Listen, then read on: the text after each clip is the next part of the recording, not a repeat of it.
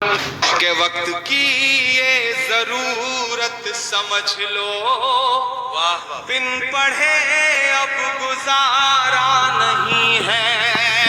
وقت کی یہ ضرورت سمجھ لو، بن پڑھے اب گزارا نہیں ہے۔ نہ کوئی رہنما نہ حکومت، کوئی بھی اب تمہارا نہیں ہے۔ نہ کوئی رہنما حکومت، کوئی بھی اب تمہارا نہیں ہے۔ میں سیاست میں ہوں، میں دیش کی پارلیمنٹ میں ہوں، 4 گھنٹے نعرے لگا کر کے پارلیمنٹ کے اندر تب آیا ہوں، لیکن پھر بھی یہ مصرے پڑھنے کی ہمت کر رہا ہوں۔ شاید کوئی سیاستداں یہ مصرے نہیں پڑھ سکتا، کیونکہ میں اپنی برائی کرتے ہوئے یہ مصرے پڑھ رہا ہوں۔ میں اگر سچ بول رہا ہوں تو اتنی خاموشی سے مت سنیے، میں پھر سے پڑھتا ہوں، اسے اور بآواز بلند سنے جانے کی ضرورت ہے کہ وقت کی یہ ضرورت سمجھ لو، بن پڑھے اب گزارا نہیں ہے۔ نہ کوئی رہنما نہ حکومت، کوئی بھی اب تمہارا نہیں ہے۔ ابتدا لفظ اقرا سے یارو، جس کے قرآن کی ہو رہی ہو۔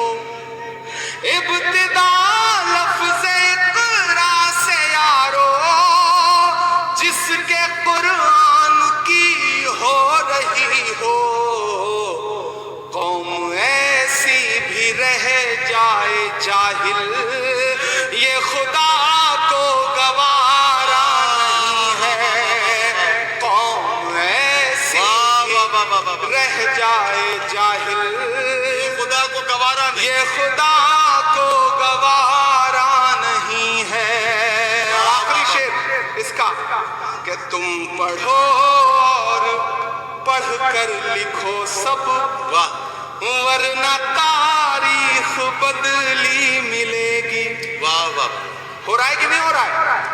کہ تم پڑھو اور پڑھ کر لکھو سب، ورنہ تاریخ بدلی ملے گی۔ تم پڑھو اور پڑھ کر لکھو سب، ورنہ تاریخ بدلی ملے گی۔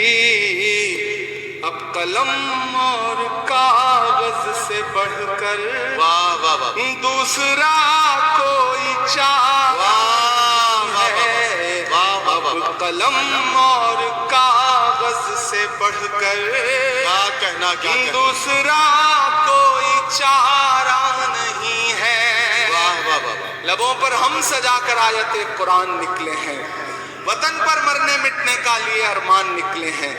زمانہ گر تلا ہے جان لینے پر تو کیا ڈرنا، ہتھیلی پر سجا کر ہم بھی اپنی جان نکلے ہیں۔ یہ سچ ہے کہ ہم پریشان ہیں، یہ سچ ہے کہ ہم پہ ظلم و ستم کے پہاڑ ٹوٹ رہے ہیں، لیکن یہ بھی سچ ہے کہ ہمیں جھانکنا اپنے گریبان میں بھی پڑے گا۔ کہیں نہ کہیں ہم جب صبح چائے کی دکان پہ بیٹھتے ہیں تو حکومت بنا بھی دیتے ہیں اور شام تک بگاڑ بھی دیتے ہیں، لیکن جب گھر آتے ہیں تو سب بھول جاتے ہیں۔ ہماری زبان پر اور ہمارا پورا جسم ابھی بھی گھوڑے کی پیٹھ پر ہے اور ہاتھوں میں شمشیر ہے، قلم نہیں آئی ہے۔ میں ایک مطلع اور 2